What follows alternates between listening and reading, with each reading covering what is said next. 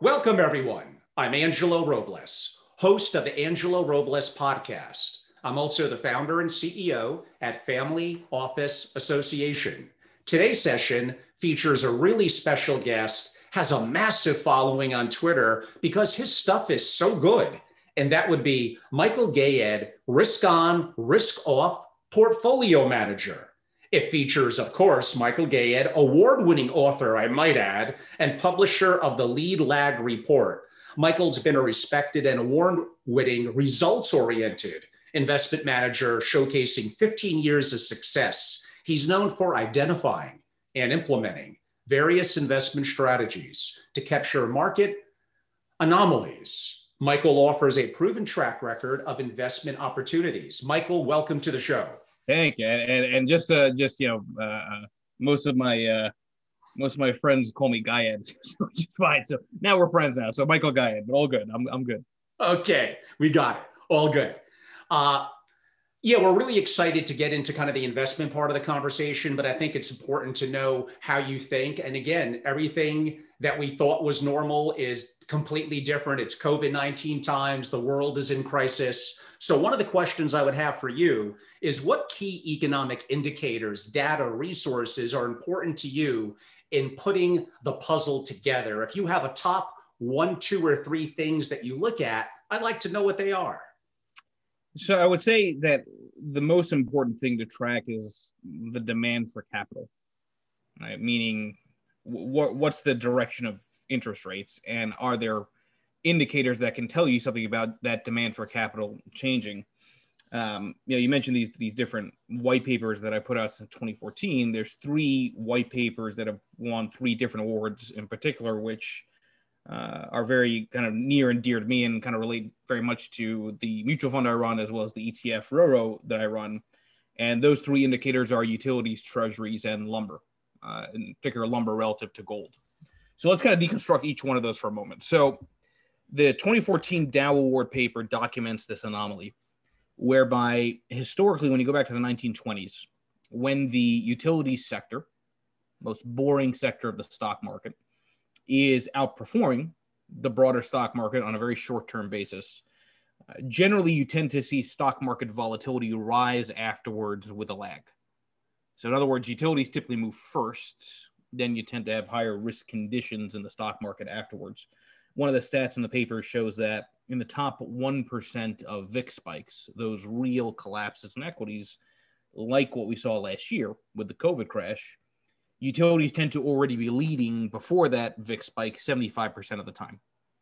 And it's not some random correlation. The causation is around interest rates, right? Because utilities are the most bond-like sector of the stock market. Their movement tells you a lot about growth and inflation expectations. Treasuries are also, similar to utilities, a leading indicator of risk conditions. And when I reference lumber, I'm really referencing lumber relative to gold. So the 2015 Founders Award documents this strange relationship between these 2 seemingly unrelated commodities in lumber and gold as leading indicators to volatility in the stock market. It's strange because why in the world would those commodities have anything to do with equities? And the link is really around housing, right? So we know that housing is a leading indicator of the economy. Most people's wealth is in their homes, and the average home is about 16,000 board feet of lumber. So it stands to reason that if housing is a leading indicator of the economy, well, then lumber must be a leading indicator as well. So as lumber performs, you tend to have these interesting implications on what it suggests for future growth, home construction activity, credit creation, so on and so forth. Gold, on the other hand, is more of a safe haven commodity, meaning that when you have these high risk periods in the stock market, for a moment in time, the yellow metal gets some love. So you compare the 2 to each other, and it also tells you a lot about risk. But the commonality across utilities, treasuries, and lumber is the same. It's all ultimately about interest rates, and is something changing that would suggest that there's liquidity coming out of the market or coming back into it. And what does that then imply in terms of near-term risks for equities? Yeah, no, those are great indicators. That combination, as you noted it, lumber and gold. Initially, I didn't quite get that, but as you said that, that made sense. And that's very helpful of you to share. People interpret this question differently. I don't want to be the one who makes that decision how you interpret it. So I'll just ask it. Do you have mental models for decision making and effectively a process that you follow? I am a big fan of the idea that I know much less than history would suggest in terms of these indicators. So what I mean by that is all I do is really give voice to math. I put a lot of content out there. I put a lot of tweets, a lot of writings, a lot of work in the Lead Lag Report, the premium research service that I put out there. All I'm really doing is giving voice to math. I'm a big fan of rules-based approaches. I think a lot of people, when they see the writings and commentary, they think I'm doing it based on some gut feeling, or that I seem to be changing my mind often. I'm not changing anything. I'm just simply reacting and responding to what some of these intermarket relationships are suggesting. So the only mental model I have is discipline, right? That you've got to stick to a particular strategy, stick to a particular approach, be dynamic, follow the indicators, even when the indicators are seemingly not working. And, it serves me quite well. Again, I'm not just a research guy, right? I run the ATAC rotation mutual fund. Last year was my war story. That fund was up 72%.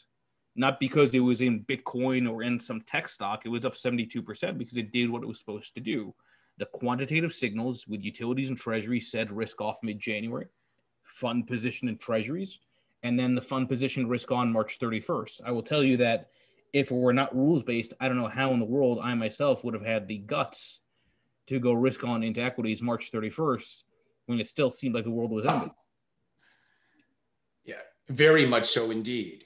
So, we're talking about from a quantitative perspective, things we could measure, things that you look at. And then again, we're unfortunately often in an illogical world. So a little bit related to that, in the reality of the war room of investing, sometimes logic and what should happen, it doesn't always happen. Behavioral finance comes into play, ever lurking black swans. How do you think through practical advice, know when to hedge your bets, and even know when on something specifically to turn in the towel, its time is not here yet? So I want to hit on the word bets for a second, because I think this is really important when it comes to thinking about investing. Nobody knows the future. Yogi Berra once said correctly so, predicting is hard, especially about the future. Right? Nobody knows what tomorrow brings. No amount of intelligence increases the clarity of one's crystal ball. But if everybody's betting on a particular payout, you can pretty much bet that your payout in betting with everyone else is going to be low.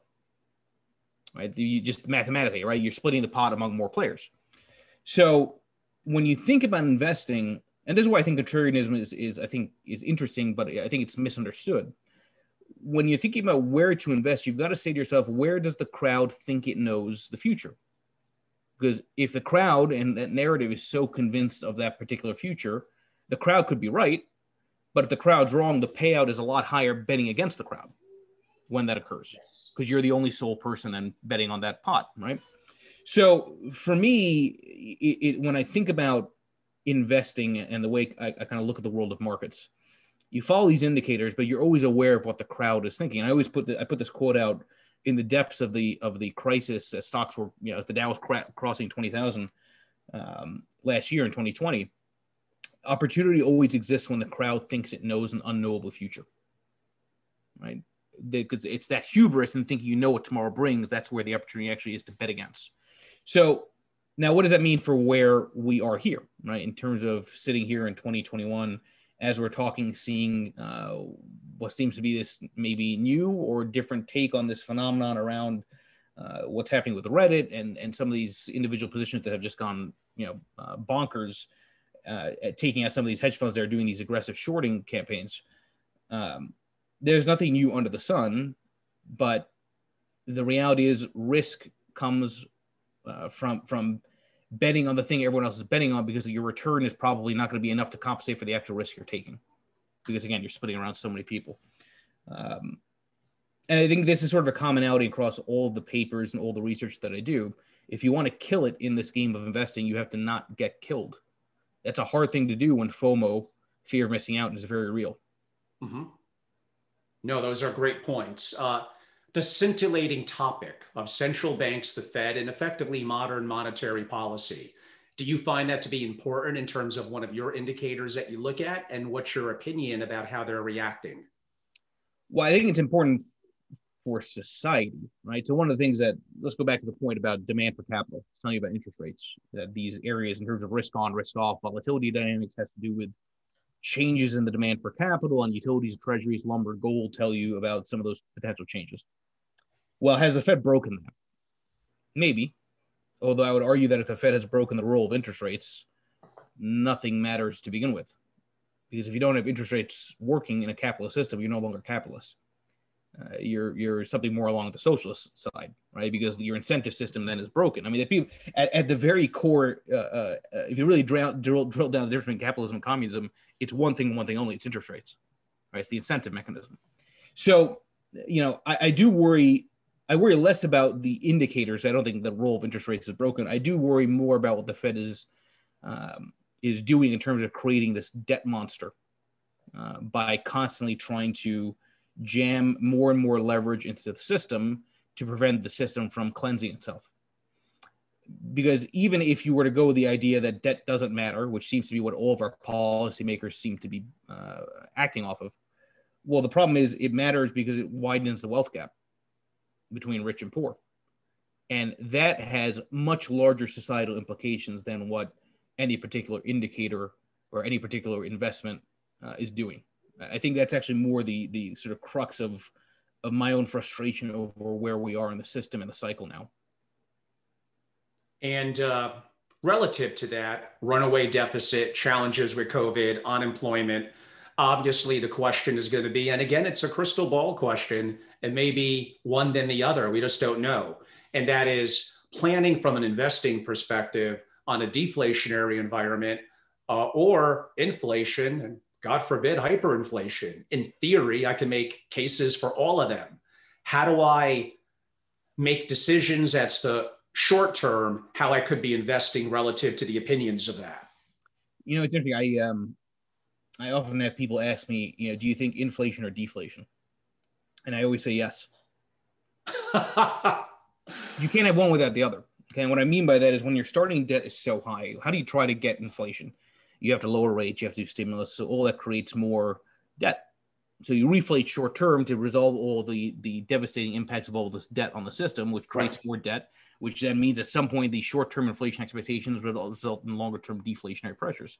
So it's very much related. And we know the policy response always is do more stimulus, not take more cuts, right? So from that perspective, the question then becomes, well, how do you navigate that? Because everybody can be right at some point. It's just a matter of timing, right? I mean, there's a fine line between being early and wrong when it comes to markets. So how do you resolve that? The best thing to do is to diversify. And by diversification, I'm not talking about 500 stocks or really 5 stocks. And I'm not really talking about just equities. I'm not even talking about bonds. What I'm really talking about is diversification of strategies, of factors, of things that truly are non-correlated. Because I think, unfortunately, most people in this business of investing believe that the more positions they have, the more robust or antifragile, as use a Nassim Taleb term, their portfolio is. And it's not. So the best thing to do is to have as many different types of exposures to as many different scenarios as possible, because you don't know when or which will hit. And that's tough, right? Because that inherently means that you're going to have portions of your portfolio that are not working for a moment in time. I always use this example that when I was on the road, I'd ask advisors, tell me about a portion of your portfolio that you hate. And they'd always say, well, I don't hate any portion of my portfolio. Well, then how could you possibly be diversified if that's the case? Right? Diversification means you must have portions of your portfolio that are not performing, which is what you're going to hate because it's not performing. So, and again, I go back to it's a very hard thing, admittedly, but the only way to protect yourself against an unknowable future is have as much exposure to as many different future paths as possible. And okay, that really gets to the heart of probably what most of my audience is going to be interested in, and that's going to be your perspective on investing moving forward. Let's set the parameters as ultra high net worth investor, probably has a bit of a risk appetite, of course, until they lose too much money, then they don't, and may have some concerns over liquidity. Why don't we start with equities? So here's the perspective that probably many of my members and relationships have. Yeah, passive worked great for what? like 10 plus years. But now's the time to be tactical. Look at FANG, Microsoft, Tesla. Why am I investing in a basket of securities that has hundreds and hundreds of holdings when the vast majority are not doing so well during COVID? Should I be more tactical and a direct stock investor? So there's a couple of things there. Let's unpack that. So first of all, I don't care if somebody's ultra high net worth or not high net worth. Everybody is still human. And being human means that we're all tend to be more short-term than we like to be, than we like to think that we are, right? So I often make this point that path matters more than prediction. The path of markets or the path of your investment, day to day, week to week, month to month, quarter to quarter, matters more than the trend, because that will determine the investor's likelihood of sticking to that investment, right? Okay, so from an equity perspective, look, we went through an extended period of just pure large cap, pure passive. Yes, I do believe active will make a comeback, but we have to define active, because I think a lot of the debate around active versus passive is lost from strategies that may overweight a particular stock by 100 to 200 basis points. I don't view that as active. I don't view market timing, where your alternative is cash, as active. I do view asset class tilting as active. Now, within the equity landscape, the equivalent of asset class tilting is your geography, right? So from that perspective, for a long time, emerging markets have failed outside of the sort of emerging market tech world. And it's failed. Why? Because part of the reason that emerging markets have failed across the board is because value as a style has also failed. There's a direct relationship between this movement into growth style for the last 10 years as opposed to value, and movement into large cap tech versus in the US versus international. I suspect if you're going to say, well, what do I touch? What do I not touch for the next 10 years? Value probably is going to be the place to be. Emerging markets are probably the place to be. Financials, materials, basically anything that's not tech, probably the place to be. But again, the path of that might be tricky, because I could have also made the same case 2 years ago, or 3 years ago, or 4 years ago about that dynamic. So I think that's one way to kind of view this. The other part about the active versus passive, which I think is really interesting, is people forget you need to have both for a market to properly operate, right? So there's this concept called the Grossman-Stiglitz paradox from the early 80s. And the concept basically is that in order for passive to work, you need active anomalies, because as active anomalies show up, market participants come in, they arbitrage the anomalies away, and that's what makes passive now suddenly the only place to be, because there are no more anomalies to actively arbitrage. The problem is, of course, if everybody goes on passive, then the anomalies that were being arbitraged away suddenly come back because nobody's looking for them, because everyone's gone to the side of passive.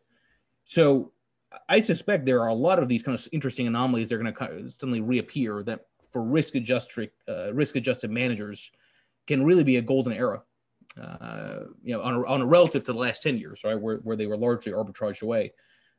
So going back to the original question, right, more active makes sense. Active tends to coincide with more volatility. I think there is going to be more volatility in general, given how much debt there is in the system.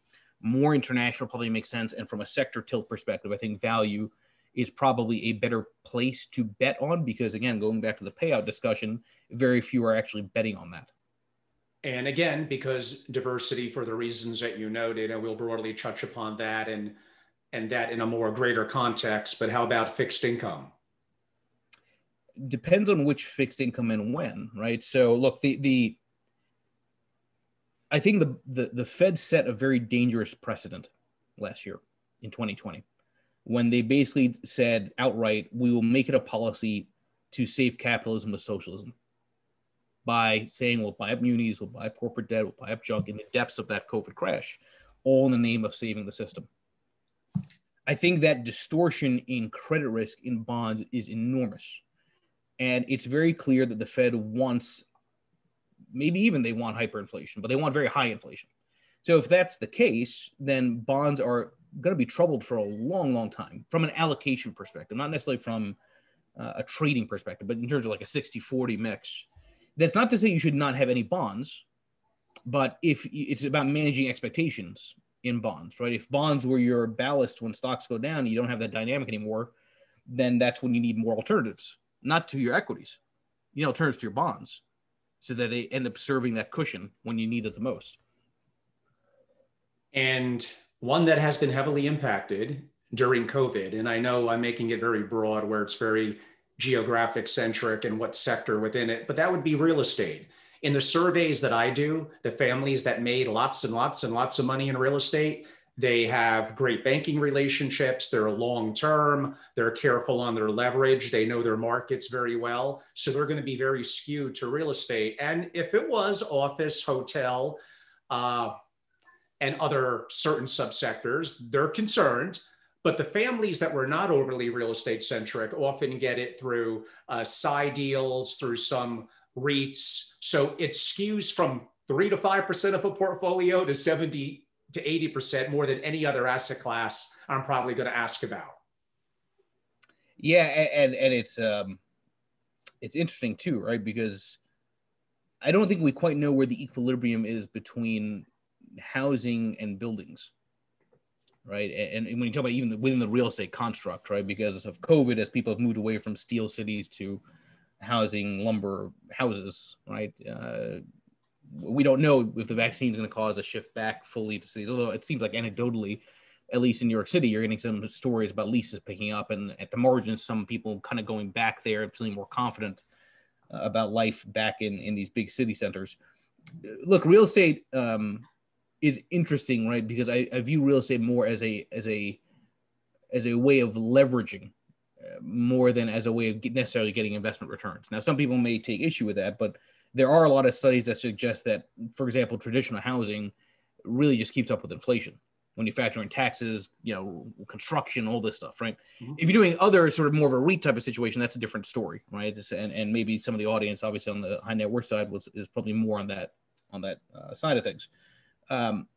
But in a world where things seem to move very quickly, I think liquidity remains king. And what that means is, if you're going to have a lot of real estate, just make sure you're not over leveraged to the point where you might be forced to sell at the wrong time, which I think happened to perhaps a lot of people that may have bought some new properties in cities that suddenly got hit with COVID. And they thought that their loan to value ratio was decent until their property dropped 30%. Then the bank comes calling. Yeah, and that's an interesting point too, right? Because to some extent, I would argue there's a false sense of safety in real estate and even in private equity to some extent, because you're not getting real-time pricing. Right. You might have estimates based on some of these websites, but they're not based on market pricing because they don't trade often, right? So, but it's a false sense of confidence because it could just be that it looks your loan to value could look fine, but then on the next actual data print, which could be 6 months or a year afterwards, suddenly it's not. Right, that real-time pricing is actually, I think, an important aspect to think about how one should think about their own asset allocation, and if they could get into trouble because of a delay in the actual real-time data. No doubt about it. That's great insight. And yeah, those are some of the challenges, especially of direct ownership in real estate. I get it. There's low interest rates. There's leverage opportunities. You can know your markets, maybe storage, warehousing. There's greater opportunities than office space. All true, but you better really know what you're doing. And how about commodities? And I know we could get very broad or narrow, probably the ones I would be most interested in. Well, gold, of course, silver and oil. Sure. So look, I think in general, commodities are going to be the Fed's best friend for many years to come. And what I mean by that is the Fed wants to jam inflation in the system. They can't really get it on the demand side outside of maybe doing universal checks or anything like that from the fiscal side. And rates are already low. So how do they try to counter that? Well, they don't do it with their own actions. They do it with the price of commodities, which forces cost push inflationary pressures into the system. So I think commodities are probably due for some kind of a cycle. And a lot of people say, what's the catalyst? I mean, the most obvious catalyst is going to be infrastructure spending, not just in the US, but globally. The reality is there is a very serious need to rebuild things. And it's not just a US only phenomenon. At the margin, that is going to cause continued upward pressure in commodities and industrial commodities in particular. And you've seen that with copper and other areas. All that will be a force for inflation for the Fed that will help the Fed out in terms of trying to jam inflation into the system. Now, as far as gold, silver, and metals, silver probably makes more sense if you're going to bet on that reflation, industrialization theme than gold. But gold is always an interesting animal, not because it's an inflation hedge or a deflation hedge, because it's neither. Despite what everybody likes to say about gold, you actually run the correlations. It has no correlation to anything. What gold correlates to is risk in equities, right? So I think gold is an interesting diversifier in general, separate even from the broader commodity complex, that makes sense from an asset allocation perspective. Again, going back to the discussion around stocks and bonds and how bonds are troubled. If bonds are your diversifier, well, maybe gold's a better diversifier than bonds, because God knows with rates as low as they are, certainly real rates, gold probably yields more, even though it's yielding zero.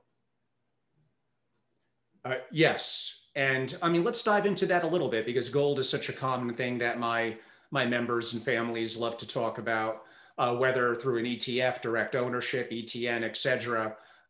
It's generally believed to be inflationary, but I'll have some experts on that will claim it's much more of a deflationary hedge. And sometimes if you look at the track record in history, like you said earlier with inflation, deflation, to some degree, they're both right. Let me dive a little deeper into this. What do you think the allocation that a family should make to gold, no matter how they access it? 1%, 3%, 5%? I mean, I think it depends on what the other part of the portfolio is. I mean, it's not to be evasive, but it depends on. Do you think it should take away from fixed income? I think in general, the source of alternatives or tactical or satellite, if you think about core satellite, sure, probably comes more from the fixed income side. Again, because of all the asset classes, that's the most broken, unequivocally. Right, I agree. And the most directly manipulated. Every asset class at this point is manipulated. I mean, it's not something to cheer, it's just the reality. But bonds are more manipulated than anything else, right? So from that perspective, I think gold is in that satellite alternative bucket. So you'd first say, well, how much do you want to have in alternatives or your satellite allocation? A lot of advisors I talk to typically go in that 10, 15, 20, maybe 25% range of a total portfolio being funded from the fixed income side. And then within that would be things like gold, maybe some crypto, the ATAC rotation, ETF RORO, which would fit in that kind of satellite tactical side of things. It very much kind of depends, but I think that's your real diversifier element, right? So you want to have as many also diversifiers to your diversifiers as possible. Gold is only one thing in that bucket. And how about oil? So I have some really smart people that think it could get to $80 to $100 a barrel or more. And yes, we do know less plane travel, less oil being used, but there's another factor. If they're taking less of it out of the ground, that impacts it as well. So it still becomes a bit of a supply and demand issue. What's interesting to me is that you have such an overwhelming belief in green energy, right, and alternative energy, and it's undeniable, right? The trend is going there, but it doesn't mean that oil is going to go away tomorrow. Right. It's always amazing to me that people seem to think, they get so sucked into the narrative that think that these things are immediate. It's never immediate. I always tell people, and this is proven by a lot of psychology studies, the human mind, we in general, are terrible at telling time, how long it takes for things to actually take place. Mm-hmm. It's always more expensive and takes longer than people think. It's just like a home construction project. No matter what the estimate is, you might as well double it, both the time and the cost. So yeah, maybe oil is on its way to its demise. It doesn't have to happen right away. And there will be plenty of these junctures where, yeah, sure, oil might surprise 80, 90. I mean, that's another example where the payout is probably highest on the upside because the narrative is so overwhelming on this idea that oil will no longer exist.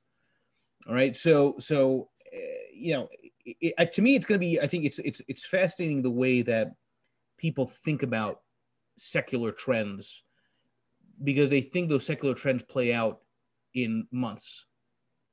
That's not how it happens. So I think oil probably is still a good contrarian play. And listen, the energy sector has been a dog for a long time as far as the stocks go. So, if you really want to be aggressive, right? I mean, probably the craziest trade of all will be to bet against tech and go long energy. You never know. I mean, maybe that ends up being the best spread trade you can imagine, at least for a moment in time. And I have a thing for commodities. Can't help but ask a little bit about uranium and rare earths. Not that they're necessarily so easy to access and invest in, but they appear to be on the rise. Yeah, I was looking at the rare earth just a week or two ago. It's pretty remarkable. Yes. How that's under the radar, just been in a whole different orbit. Not knowing exactly sort of what the drivers are, other than we know that rare earth, goes into a lot of these kind of tech devices and that we see and use. Who knows? There might be other things at play there, whether it's supply purposely being reduced by China, where a lot of rare earths are. Yes. But yeah, it does kind of go back to this point, right? That opportunity exists when the crowd thinks it knows an unknowable future. Everyone is so focused on things like GameStop and areas which are going vertical in the moment. But some of these other trends that are happening are probably where much more money is made. They're just not talked about. And how about other illiquids? I mean, I could argue real estate is that as well, but the banking and financing system is strong relative to take cash out of it. So mainly investing in private companies. Let's just simplify it and say private equity and venture capital. I think VCs will be interesting because arguably under a Biden administration, you're going to see more entrepreneurship, especially by underserved segments of the population. Right? There's more attention towards women entrepreneurs, Black minority-owned businesses, and I think that's going to continue, and that's a good thing. We should want to see that. I think it creates more opportunities, more leveling of the opportunity playing field. So I think there's going to be some of these things. When you create the right conditions, magic happens, right? If the conditions are there for more businesses and more entrepreneurship, VCs that are focused on that may suddenly find themselves, tremendous winners in the next major new company. Right? And I think it's even beyond thinking about tech. Right? I think in general you're seeing a lot of excitement around new ideas coming to market from parts of the population that otherwise didn't have the resources to do so. So that I think is going to be interesting for the next several years. I think it's something definitely to watch out for. And again, in looking at the whole picture of a family being diversified, and like you said, some things will, you hope, go up when others may stay neutral or go down. In today's world, we cannot have a conversation about this without bringing up Bitcoin. Your opinion in terms of being part of a portfolio. I'm assuming from a lot of people in your role that I spoke to, gaining interest, institutional, quote unquote, credibility, but boy, you'd probably really, really like to see an ETF. Yes, although it's interesting, right? Because, and we've talked about this quite a bit at Taroso, the advisor that I'm under. It's kind of strange, right? Because crypto is meant to be decentralized and meant to not have a way of tracking somebody. But now the moment you do it in an ETF, you kind of defeat the purpose of the crypto. Because now you're a shareholder, your name is attached to it, and it's centralized in the ETF wrapper. So, which is kind of interesting, right? When you think about it sort of takes away the exact reason why you want to own Bitcoin directly to begin with within the ETF wrapper. Look, I think crypto has a place. I keep going back to this point that the future is unknowable. So all these predictions around Bitcoin at 100,000 or a million, I go back to the earlier point, path matters more than prediction. Those predictions could be right, but when? And how is it going to play out? Is it going to be straight to the moon from here, or are you going to have an 80% drawdown again before going back up? And then will you stick to it? A lot of people will, if they're high net worth, and you have that sort of, they call them the hodlers, right? The people that hold onto Bitcoin independent of volatility. I always just take issue, whatever, it's not about the investment. I take issue with the mentality that something is guaranteed. Nothing is guaranteed. No investment is guaranteed. And I'm going to tell you right now, and we're already seeing some of the rumblings of it. The Fed is not going to go down without a fight. And the Treasury, as we've seen with some of the most recent comments from Yellen, is not going to go down without a fight in trying to counter some of this frenzy in cryptos in general. So I think this is going to be an interesting story to watch and potentially participate in for some investors. But I always go back to this point. Nothing is guaranteed. Maybe Bitcoin is the place to be. Maybe it's not. I'll tell you in 10 years. I mean, I think the most common response we get back from those that probably would have laughed at it a year or two ago is, yeah, it's got my interest. And here's maybe a safe bet. The super, super rich, maybe under 1%, but it still could be meaningful in dollar amount. And for maybe others, 1 or 2%. And if that goes to nothing, and I don't think it will, but if that goes to nothing, you have a glass of wine and you're crying a little bit, but your day moves on. It's not going to impact your portfolio that much. But if it does start to go up more and more, pound for pound, it may make an impact. Right, but it's interesting because this is even related to the GameStop situation that's happening as we're recording this, right? Because the vast majority of times when you hear about an investment, it occurs when the average, let's call the mom and pop investor. I don't mean average in terms of anything except just the way the street defines average. But when the sort of smaller players suddenly start to congregate and gang up on a particular investment and start believing that that investment only goes up, in which case it's not that 1 or 2%. It's a much bigger portion of their portfolio, which is where risk now is very high for those that can afford to take that can't afford to take that kind of risk. It was why there's interesting parallels, even when you think about Bitcoin versus GameStop, because you see a similar sort of religiousness almost to the narrative. And I think managing expectations is the best self-investment anybody can make whenever they're choosing any investment. And I'm going to mention some other assets that potentially could make the portfolio arguably help against the black swan. And again, admittingly, more so to the ultra affluent, fair or not. One would be art. Do you have an opinion? Not for me, although, again, I think it's an interesting non-correlated market to a large extent. For sure. And I could be a little broad and say collectibles, fine watches, FP Journe, etc. Yeah, I mean, it's interesting, right? Because it's there's a segment of the belief that, well, if they are coming for me, the they being the government in terms of taxes for the very ultra wealthy, well, then the best way to hide that is with artwork or with a comic book or with a trading card or whatever it would be, some kind of collectible that you can easily transport that nobody would think has any real value, that they can't really tax, right? So I do think at the margin it's kind of an interesting market to think through, because it does create sort of and almost Bitcoin's a similar type of argument. It creates a sort of a way for the very wealthy to try to take some of their wealth, off the accounts that are on the grid into maybe their own actual physical homes. Yeah, that's an interesting perspective. I think more common in other countries. You can't really escape the long reach of the IRS, and there is taxation.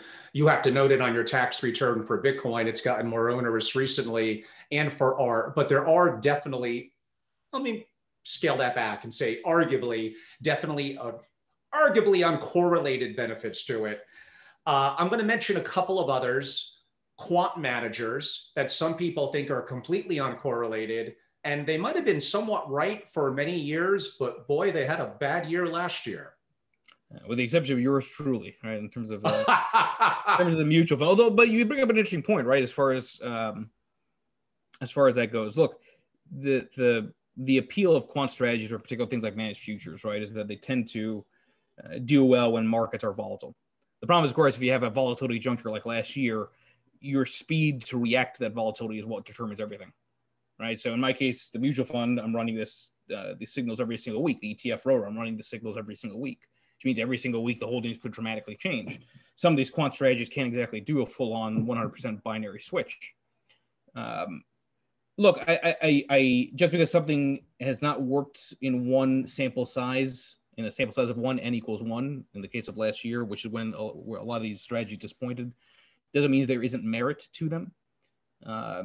Actually, the fact that some of these quant strategies have seen so many flows out probably suggests that it's probably almost an ideal diversifier in general, because it goes back to the discussion around anomalies, passive versus active.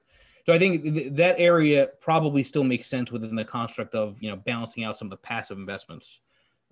Those types of strategies that can thrive on down capture more than up capture, which is what quant strategies I think typically try to focus on. And you do have some families of great wealth that look for what appears to be truly uncorrelated strategies, but could be highly liquid and very unique. Investing in cell phone towers, railroad cars, you get the picture. Opinion? Yeah, look, you go back to sort of the original definition of what the market is. The original definition of the market, in the purest form, is every single asset, not just stocks, right? So if you're really going to try to invest in the market, doing things which nobody thinks about is exactly what you should be doing. That would be true. Now, what we're talking about, and I didn't mention everything. I mean, there's a fair amount of asset classes here. This is rolling up the sleeves. It's doing real work. I do have more and more wealthy families, even with single family offices, that are saying, wow, I got to build internal teams. I got to really think about this. This is a lot of work. I'm rich. I want to simplify my life and enjoy it. Is this actually too much? I mean, could you actually, I want to be liquid.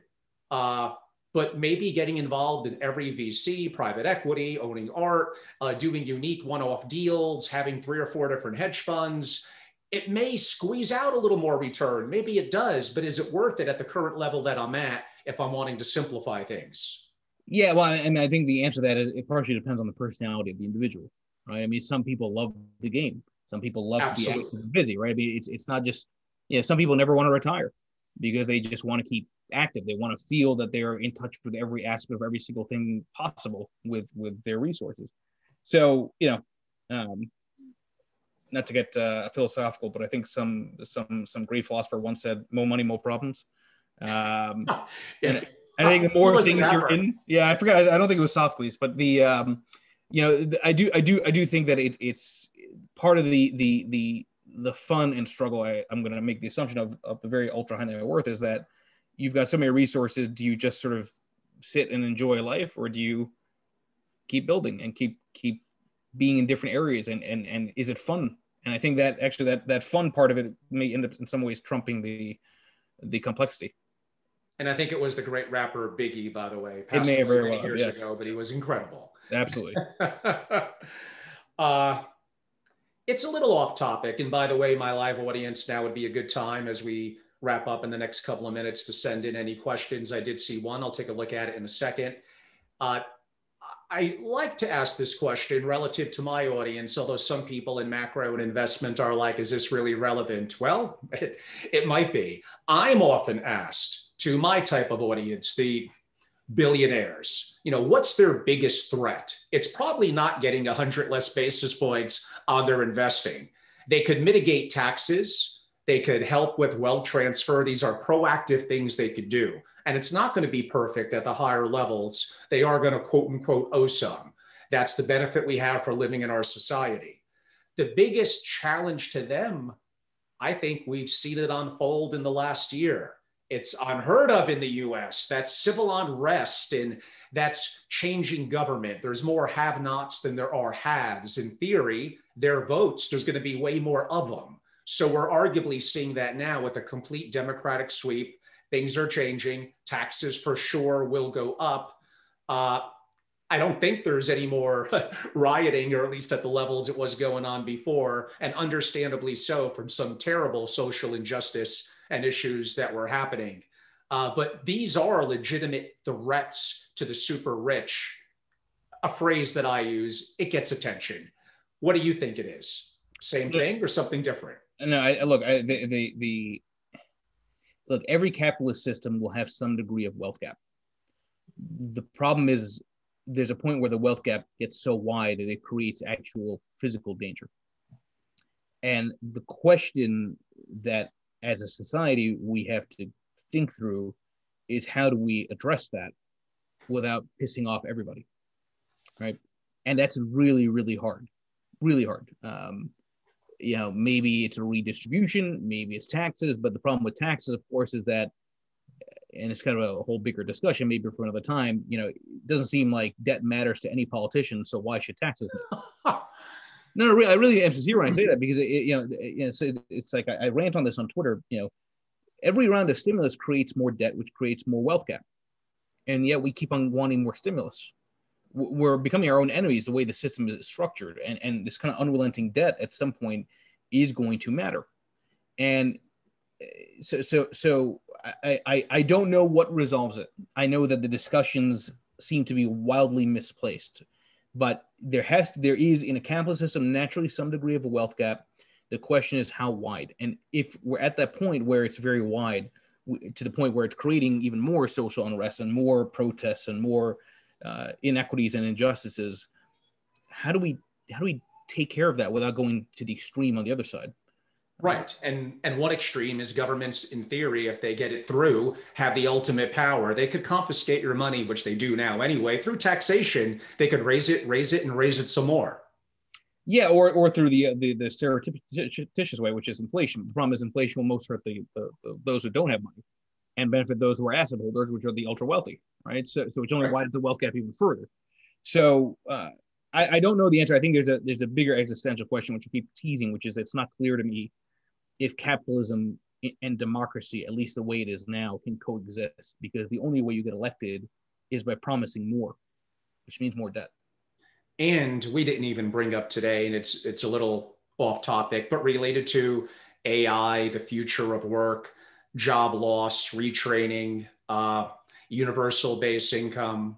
We got a lot of issues to deal with in the next, I was going to say 10 or 15 years, maybe the next year. Yeah, and my hope is that, and it's a big ask, that people's attention spans are long enough to actually address them rather than get sucked into the tweet of the moment. Well, the challenge, as you noted, is politicians, no matter what aisle they're in, they want to usually get reelected. And doing the easiest short-term fix is very convenient to do. We do have a couple of questions in from the audience. One of them you kind of addressed, but maybe a little different perspective now. The question is, what do you think of the recent Melvin GameStop situation? I think it's incredible to watch. I think it's much more serious than people think. And I've been joking about it. Joking in the sense that it's comical to me to see the sentiment and to see what's happening. You know, look, I let me be very clear. Manipulation in all forms is bad. Wall Street has done it unequivocally for a long time. I'm not from that side of Wall Street. Anybody that's known me for a while knows that. I think, so from that perspective, yeah, you can make the case that this is a way to sort of democratize when you have Reddit and all these kind of people ganging up to cause a short squeeze. They're totally in their right to do that. And you know what? They probably should not be stopped. You know, as some of we've seen some of these brokers that have paused trading in some of these high short interest stocks that have gone vertical. The issue for me, which is why it gets very serious, is that there's this talk about how what's happening at GameStop and some of these stocks blows up hedge funds. Let me tell you something. The hedge fund managers who are already rich, their clients who are already rich, they're going to be fine. The people who are not going to be fine are the individuals who are not putting that 1 or 2%, but are putting their entire life savings to say screw it to the system. But they're not going to change it. They're only going to ultimately hurt themselves in that, and it then creates other sort of ripple effects then, including distrust of the entire system, which is bad for everybody. So, you know, this is remarkable. The system has created its own worst enemy. It's created the conditions for this type of a dynamic to happen. It's created a unfair one-sidedness and a sentiment that it's one-sided, and it's not unjustified. But as I tweeted before, resolving a wrong with a wrong is not right. Right? It only will hurt those who have already been wronged before, which are unfortunately a lot of these people who are essentially gambling with GameStop. You know what? It's totally in your right to gamble with GameStop. Go for it, but don't do it with your whole life savings. And I can promise you, some people are, and that is scary to me, because why do you want to see those people suffer because they're just chasing? Yes, it's in their full right to do it, but I mean, for God's sake, it's like this is a dangerous game that's being played here. Another question that came in, has there been a conventional wisdom flip where a Democratic president was elected and the markets went up with control of both houses of Congress? Well, as I recall, most markets, most Democrat presidencies in general, markets tend to go up. But I don't know if it's because it's Democrat or it's just markets going up in general, which means it's more the Fed than the office of the president, the executive branch. So I don't know. I mean, look, at the end of the day, we know that this whole game is rigged. I hate to say it, but it's just true. The Fed has clearly said they're trying to manipulate the markets. They did so last year. They're going to keep doing it with every single round of QE. I think we're on QE 597, I think is the number we're at now. So I don't know if the presidential side matters at all from the perspective of the stock market. I think what matters for the stock market longer term is, you know, resolving some of these wealth gap issues, and that's where maybe government can do the right thing and try to actually address it in a thoughtful way rather than platitudes. And Michael, for those that are interested in what you're doing and how they could learn more, follow you on Twitter, which I definitely recommend. Subscribe to some of your newsletters or services and learn more about your investment opportunities. How could they do so? So I appreciate that. So on Twitter, I'm at Lead Lag Report. Try not to be a hater, by the way, if you're going to follow me on Twitter. And I do publish the Lead Lag Report, which, you know, the premium research service, have a very strong following there. That's at leadlagreport.com. And then separately, I'm a fiduciary, again, running the ATAC rotation mutual fund and this ETF RORO, which uses the risk triggers I alluded to earlier. You can find info at atacfunds.com. Very different approaches, very anti-Wall Street in a lot of ways. But look, if we're in a world where things are going to be different, we might as well try investing in things that are different too. That's for sure. And I'm sorry because it broke up if you just gave it, but for those that wanted to reach out, the website, email, how could they do so? So on the email, just Michael Gayed, my full name at leadlagreport.com, and then leadlagreport.com for the research. And then, of course, Twitter is probably the most active venue for me. And if you could spell your last name, Michael, so they could hear it, the Sure, audience. So G as in George, A as in Adam, Y as in yellow, E as in Edward, D as in David, the Gayed. Perfect. This has been a lot of fun. Everyone, I'm Angelo Robles, host of the Angelo Robles Podcast and the founder and CEO at Family Office Association, a global membership organization dedicated to investors, families of wealth, and our single family offices. We do a significant amount of original proprietary content, host global programming, do a tremendous amount of virtual programming, do private roundtables virtually currently for our single family offices, sharing peer-to-peer information and other services, including consulting. Learn more by simply going to familyofficeassociation.com. The membership options are very simple and clean. They're easy to find. And my direct email is angelo@familyofficeassociation.com. I'm active on all social media, probably most active lately on YouTube, where we're very, very active. We're simply Family Office, so we're easy to find on YouTube. On that note, thank you, everyone. Michael, you've been a great guest. Look forward to later this year. Appreciate it. Thank you. Stay safe. Thank you.